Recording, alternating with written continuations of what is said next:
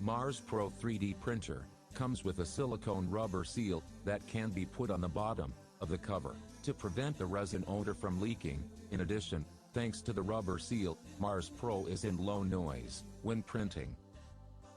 What's more, the USB port is relocated to the front for your convenience. Mars Pro uses a new user interface with a dark theme and simple design. Remodeled resin hat, made of aluminum alloy, is light yet sturdy. Set screws of the building plate were changed to anti-slip hexagon socket screws to provide a more stable and long-lasting leveling result.